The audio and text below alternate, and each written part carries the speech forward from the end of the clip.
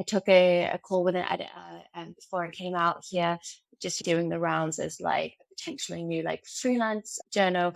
And she said to me, be careful. People go into the Amazon to report and they don't always come out. This is Wicked Problems.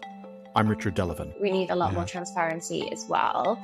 And yeah, it's just really sucks. And especially, around the world in an election year, it's just even more important to have this sort of accountability journalism, to do these investigative pieces with these pitch decks. It's just a really good source of inspiration for other founders more generally, regardless of whether you're in climate or not as well. And that's kind of the pitch as well. We say, well, when you were starting out, would you have liked a resource like this to look at? And a lot of the time they say yes. Tasmin Lockwood has always been one of my favorite climate tech journalists, and that's, of course, a relatively new beat in and of itself. So when I saw her byline was disappearing from the Business Insider section of VCs and startups, covering climate specifically, I thought we'd find out what she's been getting up to. And she's been on the road. We caught up with her this week from Buenos Aires in Argentina, where she is currently staying as part of a big swing through Latin America. So I got to ask her some of the questions I would have liked to have asked if we caught up when she was still in the UK. Like, how do you get founders to give up that VC pitch deck in order to be able to get in the article? How do you, in fact, go from covering local news in South Wales to being one of the foremost climate tech reporters on any beat in the world? So we hope you get some answers to that, or just enjoy the conversation. If you're enjoying these conversations, do please leave us a rating and review on Apple Podcasts, Spotify, or wherever you're listening to this. It really does help people find the show. And now, here's my conversation with Tasmin Lockwood. Tasmin Lockwood, welcome to Wicked Problems. Thank you for having me. And join us bright and early from Buenos Aires. And how are things there? Good, but cold. It's very sad seeing the UK go into summer whilst I'm going into winter, but we move. I was going to say, yeah, I normally wouldn't be associated with someone speaking to you from the UK, having gotten color over the weekend. It's a rare enough event. But Tasmin, so one of the reasons we were so happy you could join us on the show is that you're off traveling after a quite meteoric career at Insider and the Northern Echo before then, really doing some groundbreaking stuff covering the climate tech sector based in here in the UK. But you decided earlier this year to make a move, and now you're on the road. So tell us what made you decide to make that decision, or even take us all the way back about how you got started and how you got here. I guess I've always cared about the intersection of technology and people, and that's really where I started this from. So all, I guess, through like university, during my master's, as well as my undergrad, I always researched tech and people, or tech and society. I went to university in 2013, sort of a few months after the Snowden revelations, and those kind of things just always stuck with me. I was like blown away the fact that like someone could be charged on like metadata alone when that doesn't necessarily like prove anything. So it was those kinds of things that I always paid attention to. And I just thought, coming from like a super working class background, people just didn't really like understand the impact technology would have on them. And obviously we've come on massively from then, but still today we see in the news constantly headlines around like how social media impacts people and all of the negative effects that may have. So yeah, that was really the root of it. Obviously I studied journalism, really believe in sort of those old core like BBC values of informing and educating people. Went into local news, started at a paper in South Wales, went to the Northern Echo, as you sort of mentioned. And I ended up doing a lot of like business and tech coverage for the Northern Echo. I really care about the Northeast, obviously being from there. I managed to cover loads of really groundbreaking stuff that you just wouldn't know was there if you don't know, I guess. That includes the chipmaker Pragmatic, which like last December raised 182 million in the Series D round. So they're headquartered in Cambridge, but they're based in the Northeast in terms of their manufacturing. So yeah, that really was the run of it in sort of tech. But I guess what I didn't mention there was like in between graduating and starting at the Northern Echo, I also had a stint at a like really boutique like marketing agency that specialized in covering doing marketing for startups and telecoms, so tech startups and telecoms. So yeah, I guess there's some of that influenced my reporting then at the Northern Echo. sort of having that expertise. And yeah, it just sort of went from there. I launched a weekly tech page in the Echo as well, which was cool. And then during my Mm. time there, I did a couple of freelance pieces that were sort of nature orientated, including like one for Wired that talked about coral reefs. So yeah, then the pandemic hit, was told to go home, took my box of Cocoa Pops off my desk at the Northern Echo. Um, and then we were stuck at home for obviously a long time. During that period, obviously, naturally, like people crave change, saw that opportunity at BI to join their startups and VC desk. And to be honest, I don't Mm. know what startups and VC like was. I've never heard of like venture capitalists, you know what I mean? Like it's so abstract. Right. But well, at least to me it was. But when you look into it, it's so powerful because like these people invest in every single thing that shapes our like lives today, which is crazy. And obviously that being technology. So yeah, at BI we are really lucky, free, encouraged to develop our own beat.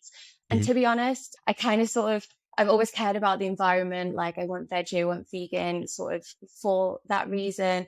But I kind of fell into this beat because it was also developing at the same time that I was. It was really like it really originated from food tech because that I didn't eat meat or dairy. My colleagues always used to Nice. send me the food tech pieces exactly. Right. Um, Okay. and there's also like there's always like an environmental element to that. Absolutely. So yeah, I mean it's a shame that food tech seems to have That's died a death. well, I suppose I was talking to Richard Youngman from Clean Tech Group at this conference in Munich, and he was basically saying that if people talk about there being any kind of climate tech bubble, that's what they cite. But of course, it's down to firm level, it's down to management, it's down to people getting overvalued. And Yeah. I think when you consider that, is it true? I think this is true. When I read last week that in 2023, there were more emissions from agriculture than the power sector here in the UK.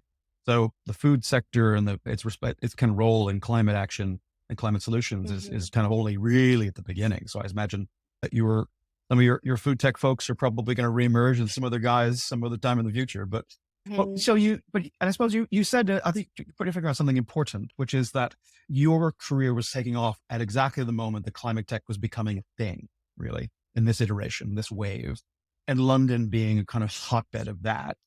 I suppose it's Mhm. just a wonderful opportunity for you. And I mean, one of the things I've always respected about your coverage, because I'm just curious how you did it, was convincing founders to share for publication a redacted version of their pitch deck, which anybody in the startup world that's just catnip. It's brain candy because like seeing someone else's pitch deck is gold.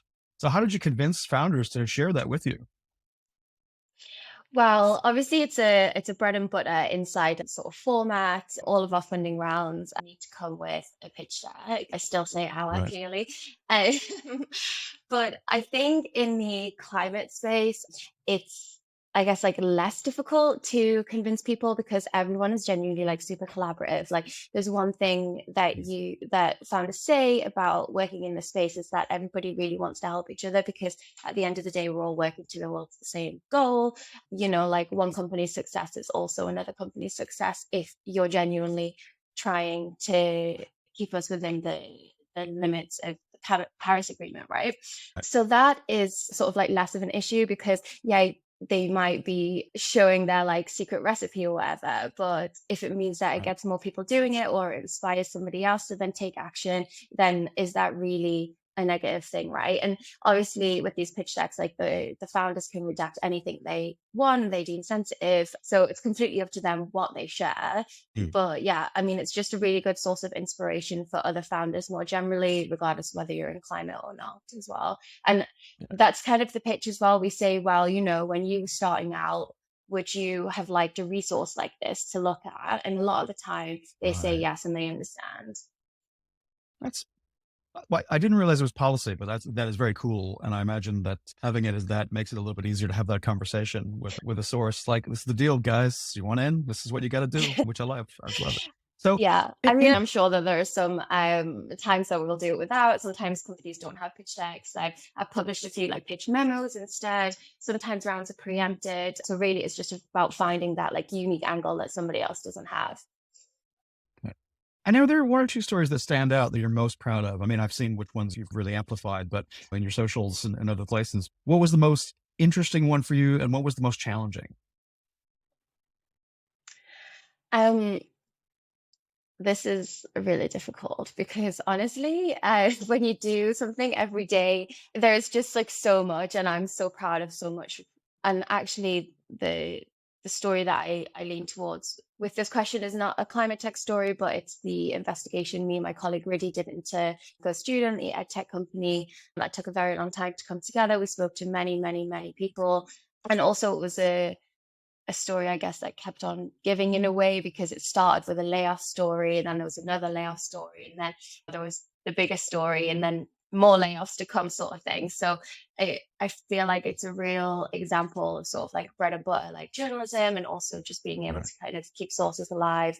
And yeah, it obviously shows that once you've done a story, the story necessarily isn't done. It's a lesson more people could Sorry, take. go on. I guess when it comes to climate, one of the stories that I'm really proud of is a basically like an analysis piece on carbon accounting and how this space basically completely blew up, Mm. and the companies there weren't necessarily like doing what they said on the tin. Lots of investors sort of said, oh, they sold this dream of automation, and being able to use all of this proxy data and have like accurate calculations, where obviously we know that just is not the case. Mm. So I really enjoyed like digging deep into that space and putting together this sort of piecing. Sort of the end is coming, consolidation is coming, and also I guess I quite like it wasn't just necessarily like a doom and gloom piece. It was very much like, oh, what could these companies pivot to? What's next? What could this space like end up like?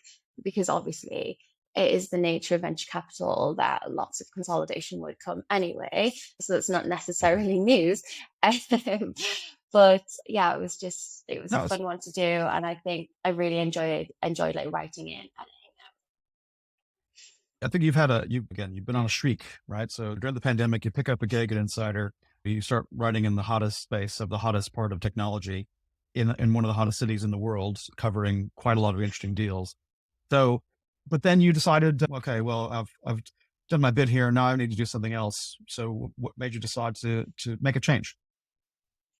Yeah, just life really. It was actually like it was quite a sad time seeing Insider, like many other publications, go through layoffs when I sort of knew I was leaving already. Like if I was able to, I would have like obviously taken um a voluntary redundancy or something to save one of my colleagues, but obviously that's not how the world works. So yeah, it just was my time. I felt like I'd maybe done as much as I could that time, and given like who I was as a person, and needed to like experience more. And I speak to founders every day, or at least I did, and they all have this story of doing like a beach clean like somewhere else in the world, or like surfing, and they've all got like great hobbies, and they've got like real true life experience that help them shape their businesses. And I mentioned before that I'm from like a very working class family, so I've Yeah, never like done those things. So now, thanks to Insider, like I'm able to. So it's just like, good for you. ciao. And then, Um, and but you're I love being on my team. Sorry, God. no, I was just going to say, yeah, that comes through loud and clear. I guess, but why Latin America? Has it just always been something you fancied? Argentina in particular? I mean, I've never been able, I've had near misses going myself, but haven't managed it. So I'm kind of and very envious. But tell me, what made you decide that was your way where you were going to go, and how have you found it so far? Yeah, I mean, Argentina was not actually the first place, but it's Colombia that like kind of brought me to South or Latin America. Colombia's topography is crazy. It basically has like four climates. Maybe you need to check me on that. But I was always just drawn to like the crazy biodiversity and like different types of life that is here. And I guess that gets to the root of this conversation as well, and sort of how much I care about the climate. But yeah, I really wanted to get here, see the sights. I had this like burning feeling that like if I didn't go and I didn't go and see the rainforest soon, like it just wouldn't be there anymore. So it's just one of those, like I just had to like come and do it. And Argentina's amazing, and it's really interesting being here, especially given that so much of their economy relies on like agriculture. And we'll see what happens with the newest leader. But yeah, Right. I think that No, will be an it's interesting one to watch. but maybe, yeah, I think for those of you for people who've been, were following your work before and now following your travels, it seems like more or less you're having a time of your life. Looks like. I hope it is. I hope that's true. Socials are always a bit of a weird mirror, but anyway, I mean, one of the things, obviously, you're still doing, you're still committing acts of journalism, even if you're not speaking to founders every day.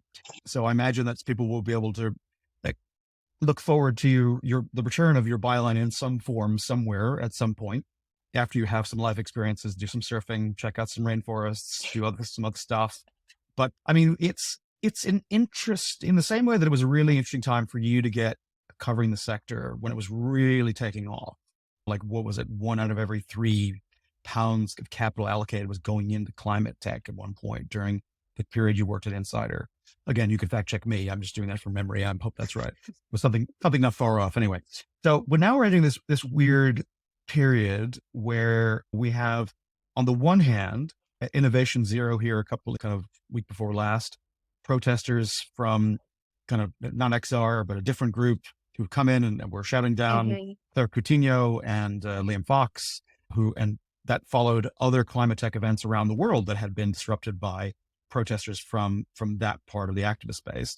And then on the other side, you've got the CEO of Saudi Aramco speaking at CERAWeek saying like the transition has failed, it's over, and I've heard reporters now starting to get serious pushback about the idea that covering the assumptions that even oil companies were saying a year ago, transition, everyone's committed, Yeah. like we have to do this stuff.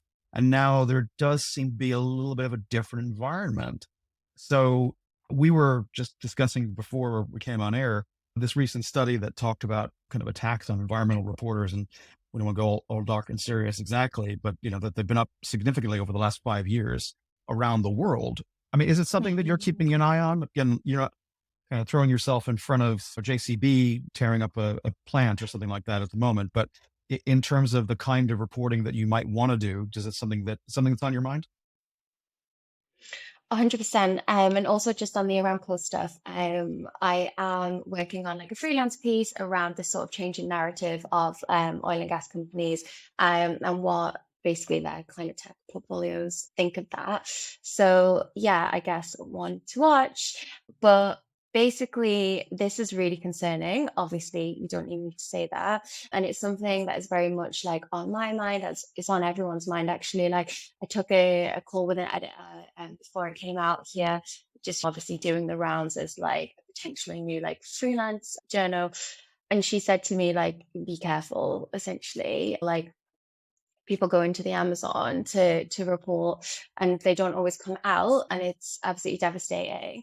I think there is that element of it in which there's always danger, and this report, it it outlines lots of guidelines, lots of tips. So I think everyone should go and read that if they're planning to do a report like this, or even just want to be savvy, because this isn't necessarily always the threat, right? Like the report also talks about online abuse, it talks about censorship in the newsroom, which is increasingly a problem too, given that the journalism like model is broken, like ad supported journalism is broken. We need to find a Yeah. way to fund this stuff. And philanthropy is increasingly like a bigger part, but then these like rich billionaires, like where are their what's their agenda? So we need like a lot more Yeah. transparency as well.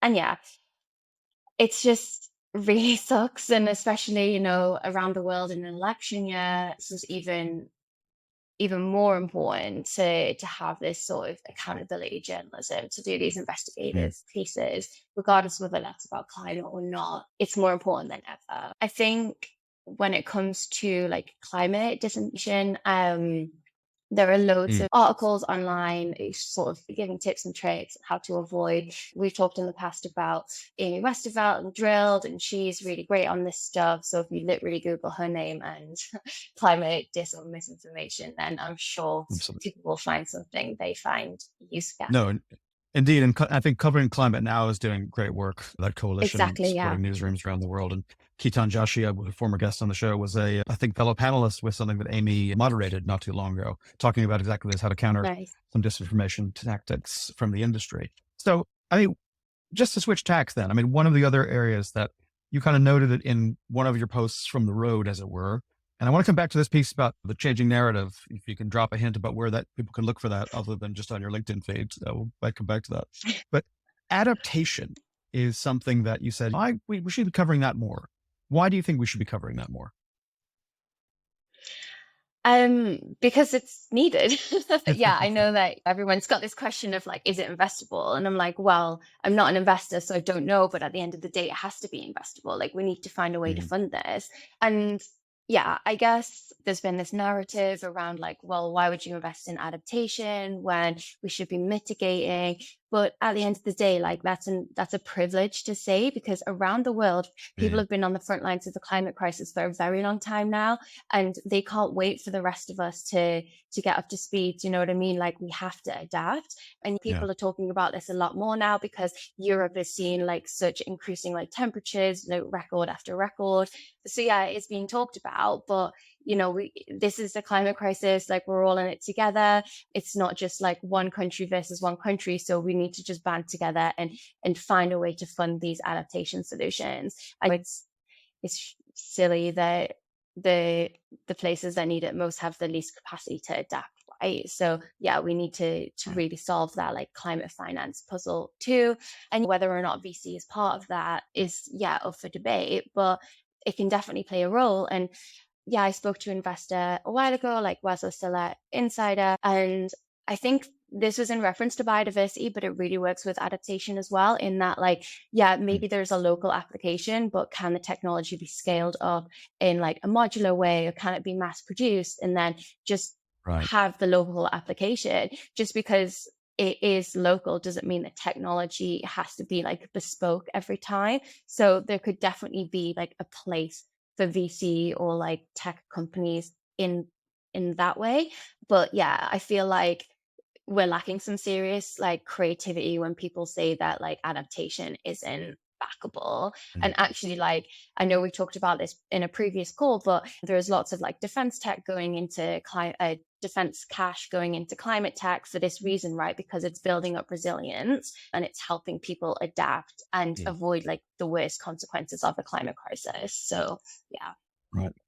I suppose, yeah, it's the hope that the things that ARPA is investing in or others are investing in wind up kind of eventually making their way at cost or below, in terms of places where if you have a super durable solar cell battery combo that's compact and can power an armored personnel carrier in the field for an indefinite period rather than having to Hmm. refuel, that would be the kind of thing that you could also power a house in Nigeria or somewhere in Ecuador to do the same thing. So, but we'll keep an eye on that. I hope we'll be keeping people honest as we go on that stuff. But I think I think you're right. I mean, I think Hmm. it's an interesting, really interesting space. And I think one of the differences is you mentioned the carbon accounting world before. I think the climate risk software world seems Yeah. to be where there's a lot of attention now.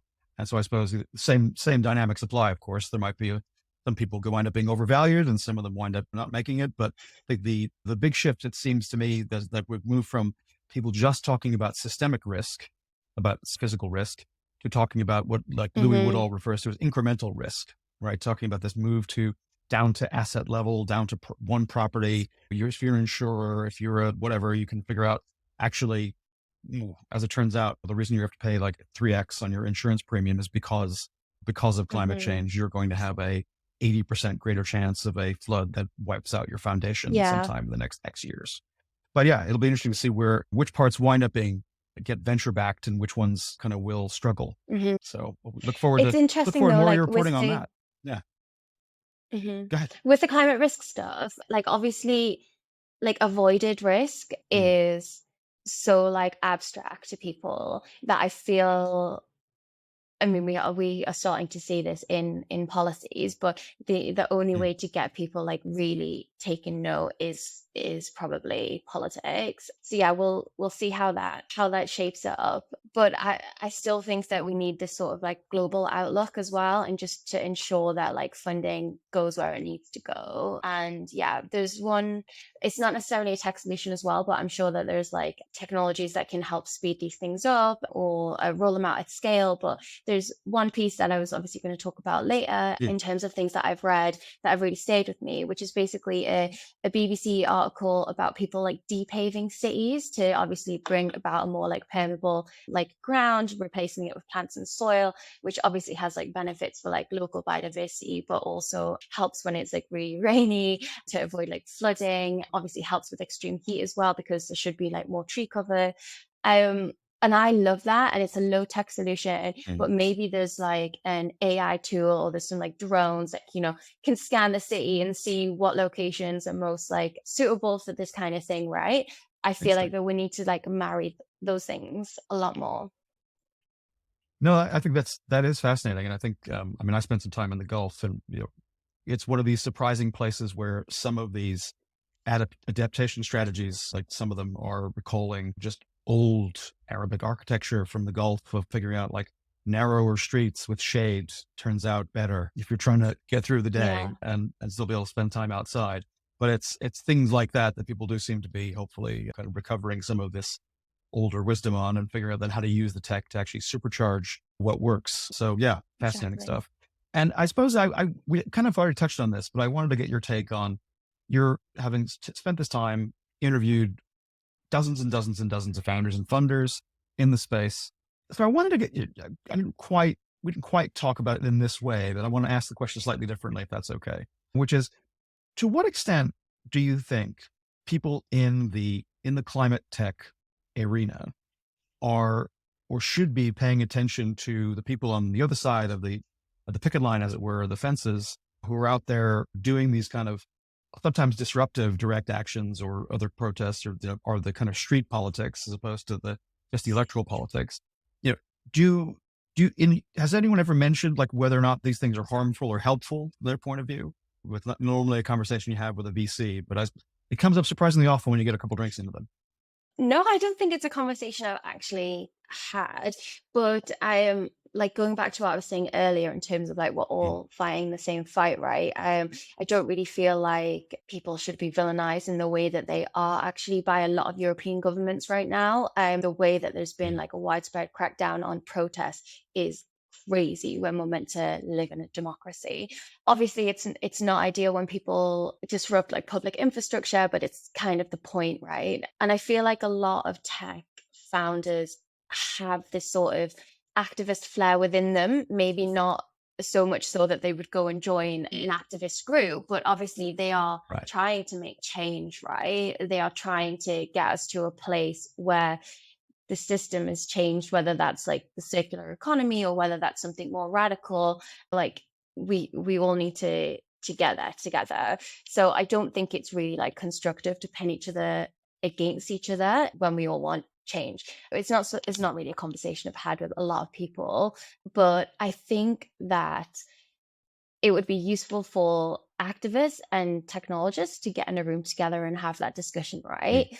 Obviously, I wasn't at any of the events that you highlighted where there was like protests, so I don't really know the mm, full context, and I wouldn't really want to like speculate what was said or who sure. reacted in what way. But when you have big oil and gas companies like heading up COPs, like if they've got a seat at the table, why shouldn't activists? And actually Mm, like compromise is what moves us forward. So I think it would be constructive to sit in a room and to marry those ideologies between like so-called like tech optimist, right, that is often like mm, touted as like a negative thing by activists, and obviously activists themselves who feel like tech maybe is a distraction, this investment mm, could go elsewhere, it's a way to continue society in the way that we've lived so far, which is obviously highly damaging. But that's not necessarily the case. Like you and I both know this from like talking to founders, from investors too. Like some people, like people are really passionate. I mean, obviously there are some people that are in it for profit, as is mm. the nature of the game, Of but course. like a lot of people are really passionate and want to make change. So I mean, I suppose for me, that's, yeah, I mean, for me, it's something people are a little bit surprised sometimes when I've interviewed activists on the show and like, why are you paying attention to these people? And then I read something like, again, I didn't flag this, but this story that came out in Grist with Drilled last week, where Holly McAlpine, who was a Microsoft worker not too long ago, working like mm, leading system, making their data centers more sustainable, has probably got herself into a bit of legal trouble, having probably broken a bunch of NDAs, talking about their struggles inside the organization to decouple from the oil and gas industry. inspired clearly by some of the things that people who are close to them in the activist kind of movement were saying. Like, how can you continue to work for a big tech giant who is in fact helping to facilitate a more efficient extraction of oil and keeping the fossil fuel industry alive? Hmm. I suppose it comes up in the conversations I have with founders of CDR companies.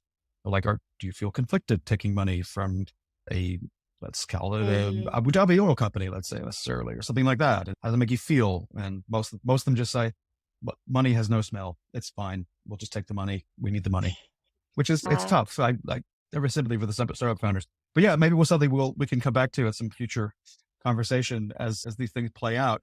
And then finally, you've been so generous with your time, Tasmin. I really enjoyed talking to you today, and it's been really great. Everybody we ask to come on the show and have thank a you. good one-to-one like this, we ask to, you've cited one of them already, but maybe we can come back to that just to remind ourselves. And then what 3 things, we call them canlists, things that really influenced you and made you kind of furthered you on your own journey in terms of covering the intersection of climate and technology. They can be from climate, but they can be from anything. So are there 3 things that you would Yeah. suggest maybe people check out? Over to you. This is a really difficult one. I sat and thought about it for a long time, and I can't say I came up with very insightful answers because I feel like my journey has been like super progressive. Like there wasn't really like a pivotal moment or like a thing that I watched that I was just like, oh man, I really need to do something about this. But there's a bunch of films like this, a lot of the time based on books or pieces of journalism, as is this one. But the 2019 film Dark Waters really stayed with me. I really remember sitting in the cinema and like tutting and like nodding and like just really reacting to everything that I saw. Obviously, that's based on a 2016 New York Times article about, if people don't know it, a lawyer that went up against DuPont over their pollution of forever chemicals in a US town. And yeah, it's just so frustrating because like there's one thing that like these types of stories always have in common is that like the corporation always knows. Like Exxon knew about the climate change, you know what I mean? Like there's just no way around it at this point. Like the corp always knows. So yeah, that really lit fire in my belly. Lots of films like this exist, especially when it comes to journalism. Like Spotlight is another one, obviously not related to climate though. She Said, of course. So yeah, I would definitely recommend, if you haven't seen that or if you haven't read the piece, like go and do it. And then something a bit more like, I didn't watch this until I was like 17 when it came out, and also didn't read the book because we weren't really a reading family. But the Lorax, I just absolutely love. And I Oh, just think lovely. it really hits the nail on the head. It's so compelling. It talks about capitalism and consumerism, obviously, as well as like environmental destruction. So yeah, I love Lorax. And I think, like, I'm 28, a lot of my friends have kids now. And I think like when I get to that point in my life, I think the Lorax or something like Fern Gully is a really nice way to like introduce these themes to children. So yeah. Amazing. Oh, Then go ahead. no, go on. No, go ahead. Go ahead. Well, I was just going to say, I guess like something more current would be, obviously we talked about drills already, but I'm really into Amy Westerveld's Drilled and Rachel Donald's Planet Critical right now. They've helped me through a lot of long bus journeys. And after spending such a long time covering startups in VC, and like really enjoying sort of hearing all of those different perspectives and looking at it from like a wider lens. Yeah, I guess those would be my 3, Well, since I already talked about the other one from the BBC. well, no, they're excellent choices. As I say, you nailed it, even if you were nervous about it. Tasmin Lockwood, thank you so much for joining us on Wicked Problems. I hope you'll come back. Thank you so much for having me. Thanks so much. We'll be back soon. Thanks for listening to Wicked Problems, made possible through the generosity of people like you. If you liked this conversation, please share it and leave us a rating and review on Apple Podcasts or Spotify. It really helps people find the show. If you'd like an ad-free version of this podcast, consider becoming a paid subscriber at wickedproblems.earth. You'll also get our newsletter, all our show notes, member-only goodies, and you'll be supporting media that wants to tell the stories at the frontier of climate tech, the place where people and politics, technology and capital meet and shape the future. And whether it's one you'd want to live in. Wicked Problems is written and edited by Richard Delavan. Production assistance was provided by me, Theodore Delavan. Wicked Problems, Climate Tech Conversations, is a production of Wicked Problems Limited. Thanks again for listening.